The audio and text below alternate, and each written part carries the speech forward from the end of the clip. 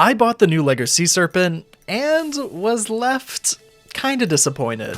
So I made 5 easy but effective upgrades to the set that make it look a little bit more recognizable as the 1992 original. These upgrades are going to cost you less than $15 to buy outright and only use parts that Castle fans like you probably already have. So let's get started. I've removed the brown head of the ship and replaced it with this identical black version that has an extra couple of parts. The red dragon decorations come from the original Sea Serpent and really help to make the front of the ship just look a lot more accurate. Again, these parts aren't too expensive if you didn't already have them, and in my view are necessary for a Sea Serpent remake. I've also finished this section with a cone and an arrow that kinda just blend the blocky snot brick into a more refined point. I think it really helps to make the ship just look nicer. Then to break up the L-shaped pattern on the ship that you see all around it, I've also decided to use some blue roof tiles that blend in quite nicely with the remake's design. It's a basic piece swap, I know, but I like how it looks and it adds a bit more texture to the front. The next change that I made was to add an extra blue plate to the sides of the ship. This just gives the ship a little bit more height and makes any minifigures on the boat look more realistic. I also included 4 of the original Black Knight shields here to better represent the faction. I just think that the older shield design looks way nicer, and they're still fairly affordable on the aftermarket, and again, looks so much better to me than the new updated shield that came with the set. They also sit a bit more flush than the new shield can, which I really appreciate in a build. Moving back some more, I've added a couple of blue slopes to kinda just help sell the transition from the main deck to the castle above. On top of the slope, I've added an additional oar to both sides of the ship.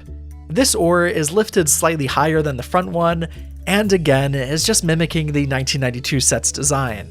Having 4 oars on the ship is one of those things that I think needs to be in a Sea Serpent remake, and was the first thing that I knew I had to change. Now sadly, this does block the captain's quarter from swinging open, but I don't really care that much as I'd rather have the extra oars. Anyway, moving on, we're up at the top castle section. I've added another 2 shields from the original Sea Serpent here, as this is exactly where they were placed on the old set. It translates pretty cleanly onto the modern one, and was one of the easier upgrades to make. Now, another problem that I had with this remake was the gap found on the back of the ship. It looks kind of ugly, and the only reason it's here is to accommodate for the door to swing open, and since that doesn't work anymore on our version of the boat, I'm gonna get rid of it. Thankfully, I was able to come up with an easy fix with these blue roof tiles. All I've done is attached a clip to them and then angled the tile to cover up the gap. If you're going to make any changes to this set, I'd probably recommend this one the most. It takes some super common parts and makes a huge difference in how the ship looks from the back. And our final change to the set is going to be replacing the dark blue and gold flags with the original flags from 1992.